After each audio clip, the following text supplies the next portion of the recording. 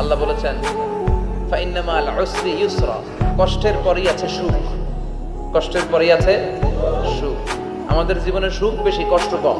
কয়দিন না খেয়েছিলাম, কয়দিন বিপদে পড়ছি, কয়দিন ডাকাইতে ধরছে, এক মাসের মধ্যে অসুস্থ থাকি কয়দিন আর সুস্থ থাকি কয়দিন, এটা হিসাব করে না। অসুস্থ যে ছিল খালি এটা খেয়াল রাখে, আছে না নাই? তার মানে ইন্না মাল উসরি ইউসরা, দুঃখের পরে আছে সুখ, মোটিভেশন। প্রাণটা আবার উদ্বেলিত হয়ে ওঠে, তাই তো আসলে তো দুঃখের পরে সুখ। এজন্য কষ্ট যখন পাবেন, অসুস্থ যখন হবেন, ওইখানেও আনন্দ করবেন, কারণ সামনে আরাম আসতেছে। সুবহানাল্লাহ পড়েন। মুমিনের হারাবার কিছু নাই, দুঃখ পাওয়ার কিছু নাই। মুমিন অসুস্থ হলে অসুস্থতার মাধ্যমে তার রোগের মাধ্যমে তার গুনাহ ঝরে যায়, সে আল্লাহর কাছে প্রিয় হয়ে ওঠে। তা আমাদেরকে কেউ হারাইতে পারে? কথা বলেন, আমাদের কেউ ভয় দেখাইতে পারে?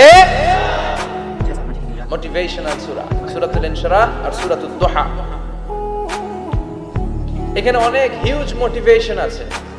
যারা হতাশ, যাদের জীবন ভাল লাগে না, মরে যেতে মনে চায়, গার্লফ্রেন্ড গালি দিছে, আছে না নাই? আবার বয়ফ্রেন্ড গার্লফ্রেন্ডের গালি দিছে, এ ওড়না পেঁচায়া ফ্যানের মধ্যে ঝুলে আত্মহত্যা করে। কত বড় পাগল তুই, মরলি কেন? গালি দিছে তো কি হয়েছে? হ্যাঁ, বুঝতে চায় না, হতাশ হয়ে যায়। আর বয়স কম তো, ইচড়ে পাকা, অল্পতে কাবু হয়ে যায়। এই সূরাগুলো পড়ে না, এখানে আশার বাণী আছে। আজকে আমি জানি কথা শোনাবো আপনাদেরকে, শুরুতে আগে সংক্ষেপে বলে দিই। এই সূরার মূল কথা হচ্ছে, মানে সেন্ট্রাল থিম বা সাবজেক্ট ম্যাটার, সূরাতুদ দুহার কেন্দ্রীয় আলোচ্য বিষয় হচ্ছে নিরাশ হবেন না।